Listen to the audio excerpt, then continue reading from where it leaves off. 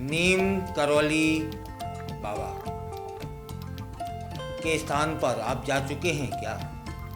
यदि जा चुके हैं तब फिर निश्चित रूप से आप खुशकिस्मत होंगे। और जो लोग जाने वाले हैं उनके लिए एक बात जरूरी है कि वहाँ पर कुछ नियमों का पालन किया जाता है, वह जान लीजिए। नैनीताल के पास में कैची धाम आश्रम है, जिसे नीम करौली महाराज के नाम से भी वह स्थान जाना जाता है। वहाँ पर भक्तों को असीम शांति मिलती है, सकारात्मक ऊर्जा का वे अनुभव कर पाते हैं। मान्यता तो यह भी है कि महाराज जी के दर्शन मात्र से ही जीवन में सकारात्मक बदलाव आ जाते हैं, किस्मत बदल जाती है। वहाँ आकर भक्त अपने दिल की सारी बातें महाराज जी के चरणों में रख देते हैं और उनकी कृपा से जीवन की सारी परेशानियां दूर हो जाती हैं, ऐसा श्रद्धालुओं का अनुभव है। लेकिन कई लोग ऐसे भी हैं जो कैची धाम जाकर के सकारात्मक ऊर्जा तो नहीं, कुछ ऐसी गलतियां कर देते हैं जिससे उनके जीवन में फायदे की जगह नुकसान होना शुरू हो जाता है। तब फिर जान लेते हैं कि वह कौन सी चीजें हैं, वह कौन सी बातें हैं जिनका आपको कैची धाम आश्रम में जाकर के नहीं करना है, ख्याल रखना है कि यह गलती ना हो पाए। सबसे पहले अनुशासन का पालन करें। अगर आप कैची धाम आश्रम जा रहे हैं तब फिर सबसे पहले समझ लें कि यह एक कोई पर्यटन का क्षेत्र नहीं है, वह स्थान नहीं है जहां आप घूमने फिरने जा रहे हैं। वह आध्यात्मिक स्थल है, ना कि कोई पर्यटन स्थल। मंदिर के अंदर फोटो और वीडियो लेना बिल्कुल मना है, इसलिए अनुशासन का वहां जाकर पालन करें, क्योंकि बाबा नीम करौली महाराज जी को अनुशासन बहुत बहुत बहुत पसंद था। वहां जाकर मन में राम राम और सीताराम का उच्चारण करें, जाप करें, मंत्र करें। तब फिर याद रखिएगा, अनुशासन का पालन करना नितांत आवश्यक है। मंदिर में शांति बनाए रखें। भक्तों को किसी भी प्रकार की असुविधा आपके कारण नहीं होनी चाहिए। कई बार लोग मंदिर में लाइन में खड़े हो जाते हैं, बेमतलब की वहां खड़े होकर के बातें करते हैं, जिससे दूसरे लोगों को परेशानी होती है साहब, मन एकाग्र होने में दिक्कत आती है। इसलिए बिल्कुल ऐसा ना करें और खास तौर पर दिखावा करने से बिल्कुल बचें।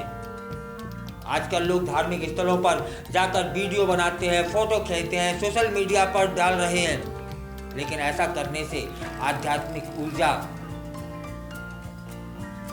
का नुकसान होता है।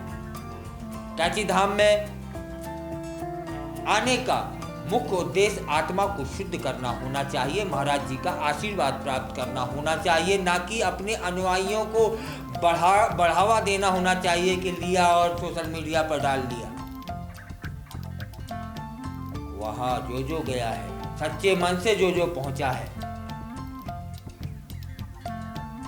उसकी सारी मन्नतें पूरी हुई हैं। याद रखिएगा, एप्पल भूलना नहीं, एप्पल वहीं से बना है।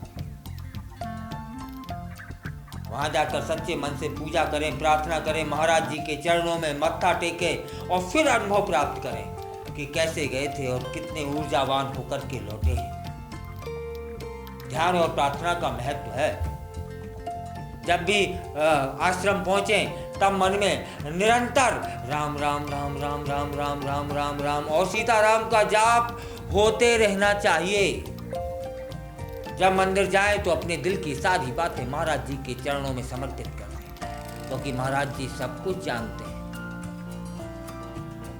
और वे इतने सामर्थ्यवान हैं कि आपके बिगड़ कहे वे सारी परेशानियां आपकी समझ जाएंगे और दूर कर देंगे।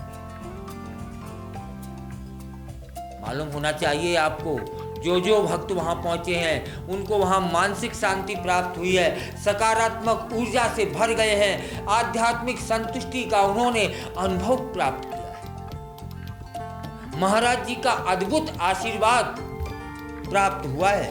तब उनके जीवन में सुख, समृद्धि और सफलता के मार्ग खुलते चले गए। एक बात और जान लेनी चाहिए कि महाराज जी एक अद्भुत,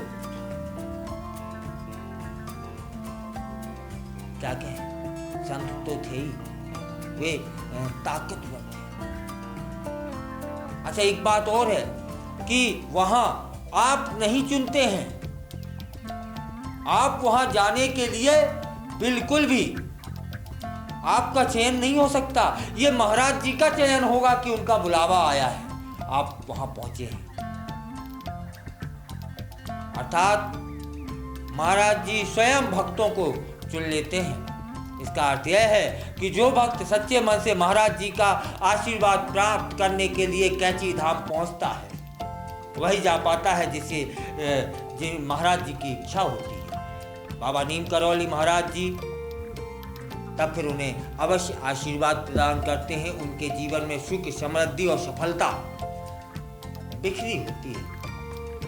इन नियमों का पालन करें और यदि आप आश्रम नहीं गए हैं तब फिर एक बार अवश्य जाइए।